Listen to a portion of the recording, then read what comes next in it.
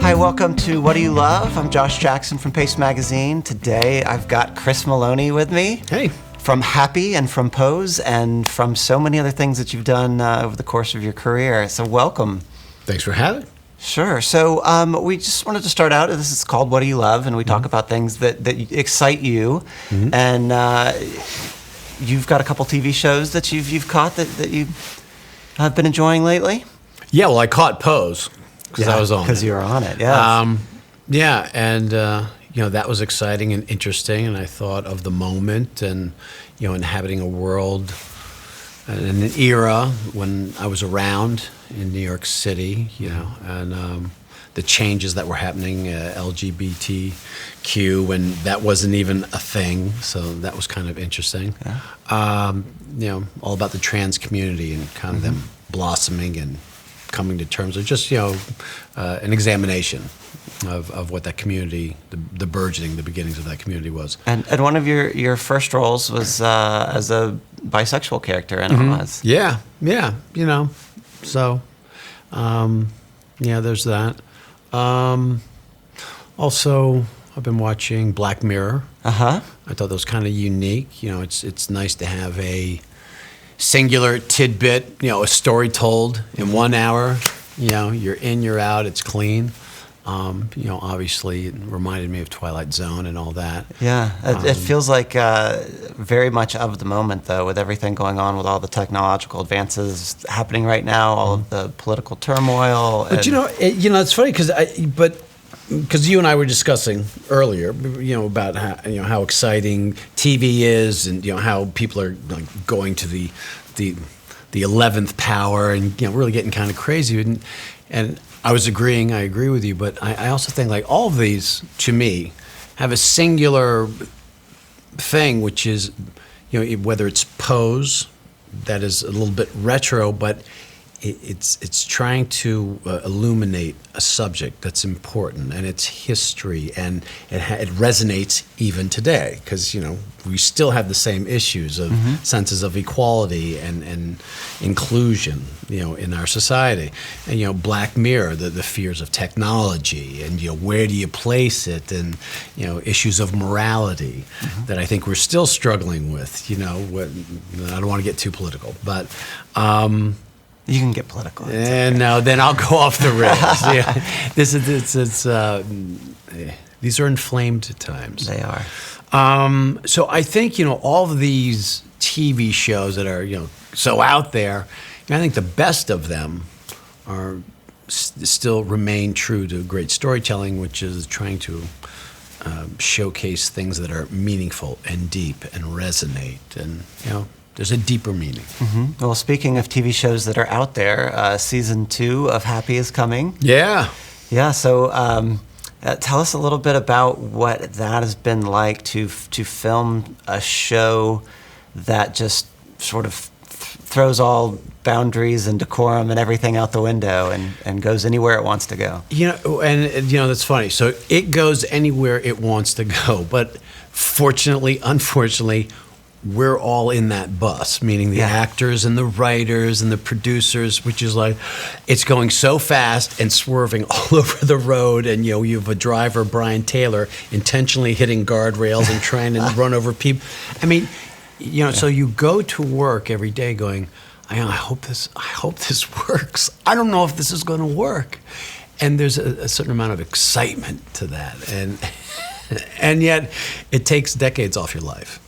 And so how is it working where your co-star is an imaginary horse voiced by Patton Oswalt, who is not there when you're shooting live? Yeah, and Patton does a great job.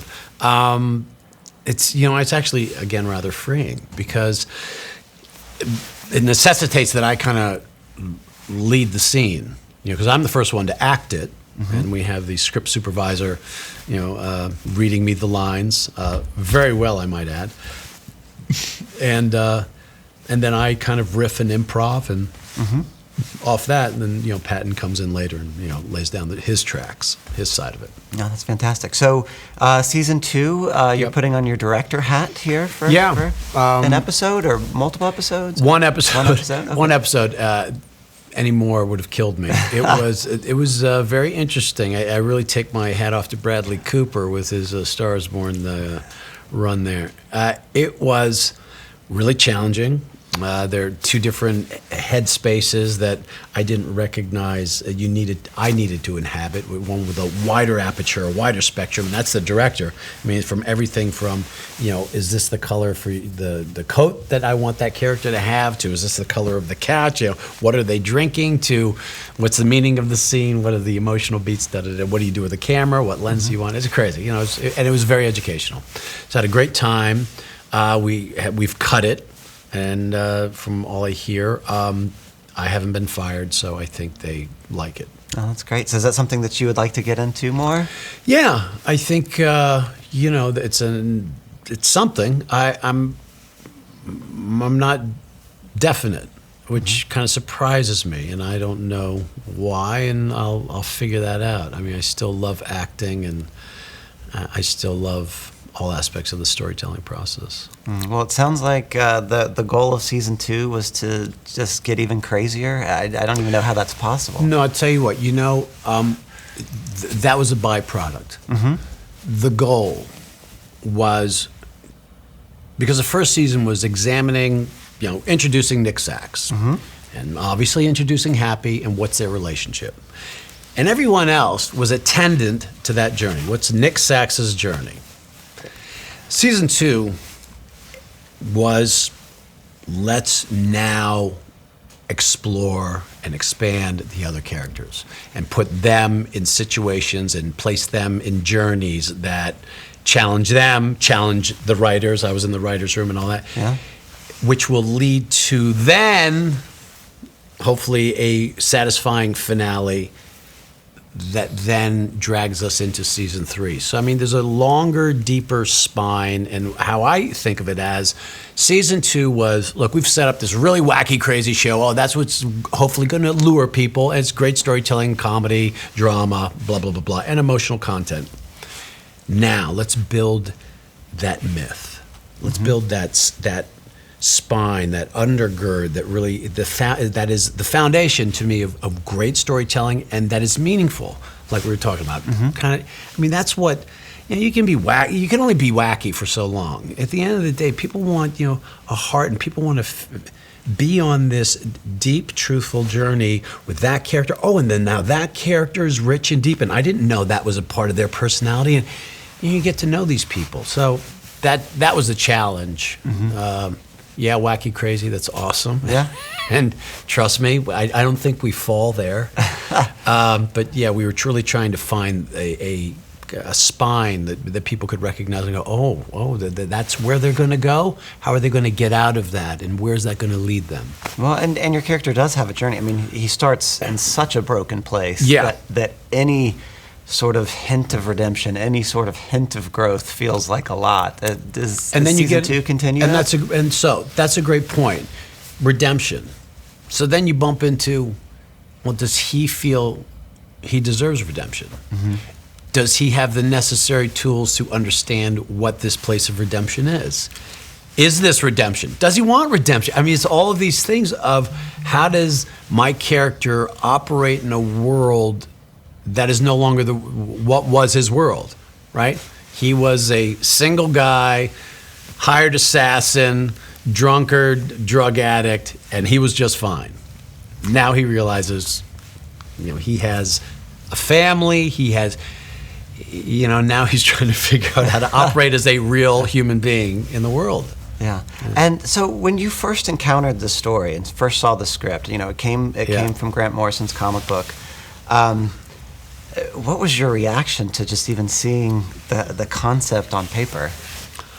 Oh, I went, what the fuck is this? I've been searching for you for years. And so I spoke with Brian Taylor, who adapted it with Grant Morrison. I went back to the source material and read that and trying to figure out, where Grant was coming from.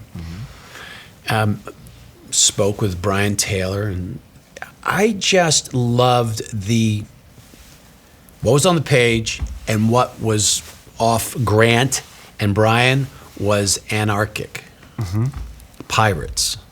And I was like, oh man, I like that spirit. I like this, where are we going? Who the hell knows, but we're going for treasure.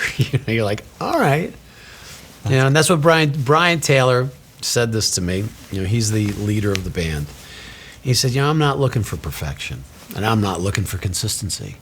I'm looking for magic. Nice. And I wrote it down on my, I took a note, and I just thought, yeah, that's the spirit.